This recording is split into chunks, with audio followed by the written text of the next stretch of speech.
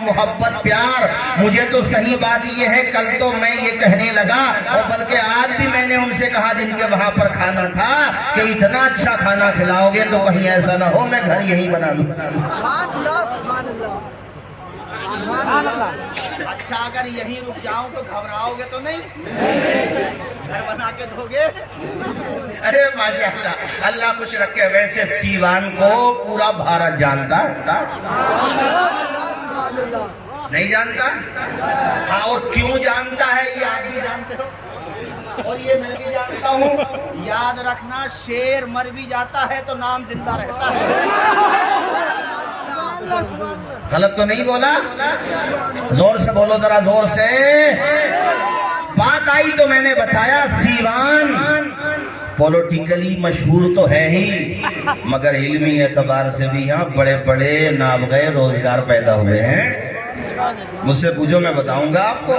حضرت یہ سیوان علم و ادب کی سرزمین ہے, یہ سیوان محبت کی سرزمین ہے. یہاں ایک طرف آپ کو علماء کی کھیپ ملے گی, دوسری طرف پروفیسر کی کھیپ ملے گی. یہاں شعراء بھی ملیں گے, یہاں نقبا بھی ملیں گے, بلکہ نقبا کی بات آ گئی تو سارے نقیبوں کا باپ ملے گا.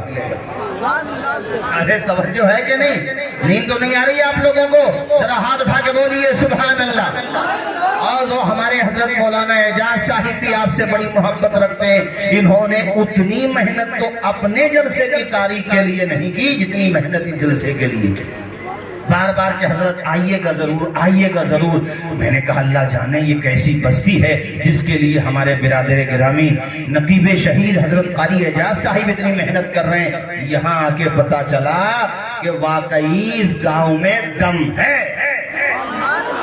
ذرا زور سے بولو, زور سے, اور پڑھو سارے لوگ میرے ساتھ. وہ جیتے جی دنیا میں جنت کا مزہ لیں گے, وہ جیتے جی دنیا میں جنت کا مزہ لیں گے, جو باپ کو خوش رکھیں گے اور ماں کی دعا.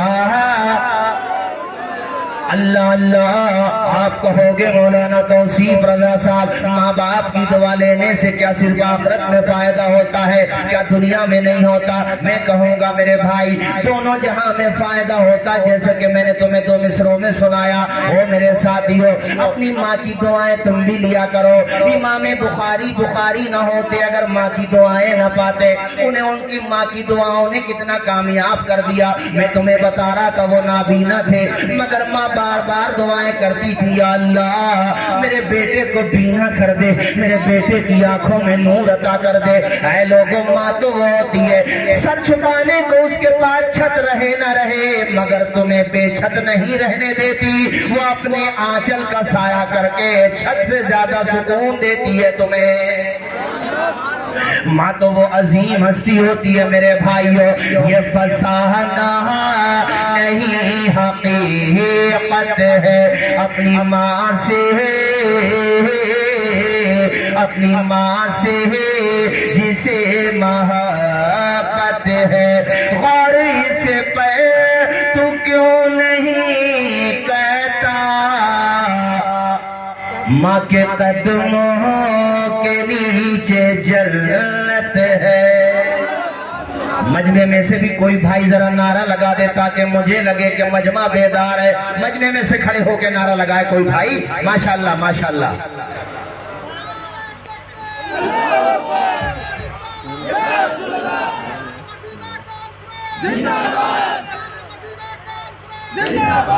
اللہ خوش رکھے بھائی, ذہن بنایا آپ نے, اللہ خوش رکھے. سنو بھائیو, ابھی بتاؤں گا پوری بات. امام بخاری کی ماں کی دعاؤں کا اثر کیا ہوا بتاؤں گا, مگر ایک بات یاد آ گئی. آج ہمارا جو سماج ہے نا, اوروں کا تو چھوڑو اپنے ماں باپ ہی کا حق ادا نہیں کر پا رہا. بے شک حق ہے. بوڑھے ماں باپ کو بچوں کا موڈ دیکھ کے بات کرنا پڑ رہی ہے کہ موڈ تو خراب نہیں ہے بیٹے کا, یعنی الٹا ہو رہا, گنگا الٹی بہ رہی ہے. حضرت گنگا مطلب ماں باپ کو دیکھنا پڑ رہا بیٹے کا موڈ. اگر وہ 10-20 ہزار روپے کمانے لگا اور بچوں کو کچھ کہنا ہے، ماں باپ کو کچھ مانگنا ہے تو پہلے موڈ دیکھنا پڑے گا. جس گھر میں ماں باپ کو بچوں کا موڈ دیکھ کے بات کرنا پڑتی ہو اس گھر کو تباہ ہونے میں دیر نہیں لگے گی. ہاں، جس گھر میں باپ اپنے بچوں کو ڈانٹ دے تو پلٹ کے بچے جواب نہیں دیں، اس گھر پہ خدا کی رحمتیں جھوم جھوم کے برستی ہیں.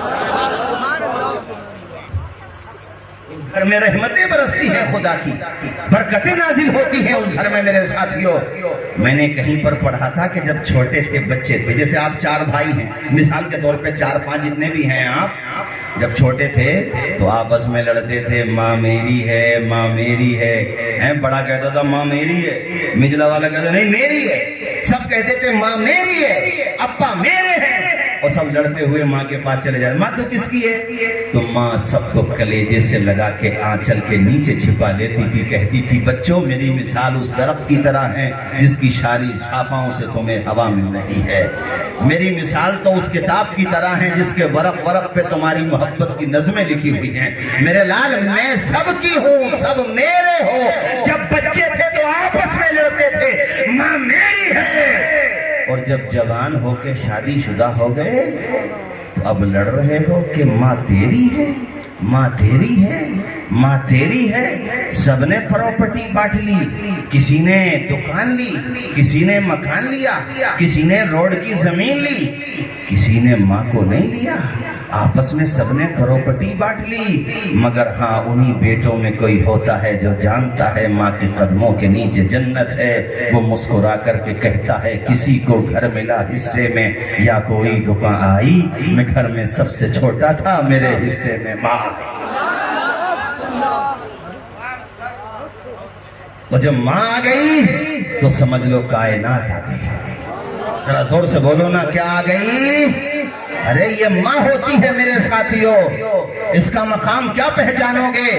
تمہاری بستی سے ایک لڑکا اپنی ماں کو بغیر بتائے سیوان چلا گیا حضرت، کسی وجہ سے